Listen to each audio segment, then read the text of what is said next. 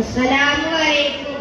അൽഹംദുലില്ലാഹ് അസ്സലാത്തു വസ്സലാമു അലാ അഷ്റഫി റസൂലില്ലാഹ് വഅലാ ആലിഹി വസഹ്ബിഹി അജ്മഈൻ. അമ്മാ ബഅദ്.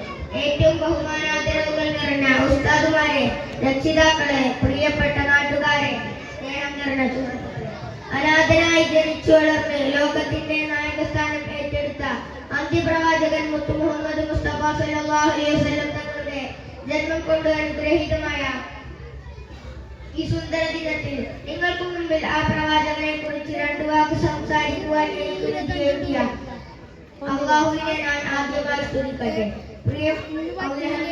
പ്രിയമുള്ളവരെ, 1500 വർഷങ്ങൾക്ക് മുമ്പ് കല്ലിനെയും മരങ്ങളെയും ആരാധിച്ചിരുന്ന തിന്മയുടെ അന്ധകാരത്തിൽ മൂടപ്പെട്ട മനുഷ്യത്വം എന്താണെന്ന് അറിയാത്ത ഒരു കാട്ടറബി സമൂഹത്തിലേക്കാണ് കാരുണ്യകടലായ മുത്തു മുഹമ്മദ് മുസ്തഫ സല്ലല്ലാഹു അലൈഹി വസല്ലം തങ്ങൾ കടന്നു വന്നത്.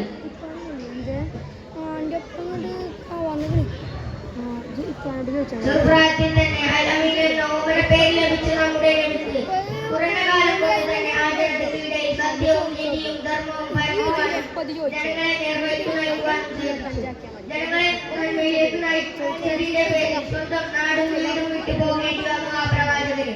വീണ്ടും കല്ലേറുകളും ക്രൂരപീഡനങ്ങളും നൽകിയിട്ടും ഒട്ടകത്തിന്റെ കുടൽമായ കഴുത്തിൽ ചാർത്തിയിട്ടും അവസാനം തന്റെ മുമ്പിൽ മാപ്പപേക്ഷിച്ചവർക്ക് യാതൊരു മടിയും കൂടാതെ മാപ്പ് കൊടുത്ത ആ പ്രവാചകൻ ലോകം കണ്ട ഏറ്റവും വലിയ കാരുണ്യകടലാണ്.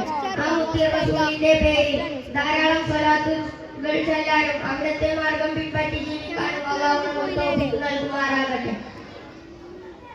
ആമീൻ. ഇത്രയും പറഞ്ഞുകൊണ്ട് ഞാൻ എന്റെ പ്രസംഗം ഇവിടെ അവസാനിപ്പിക്കട്ടെ. വാഹിദ് ദഅവാനാ അൽഹംദുലില്ലാഹി റബ്ബിൽ ആലമീൻ. അസ്സലാമു അലൈക്കും വറഹ്മത്തുള്ളാഹി വബറകാതുഹു.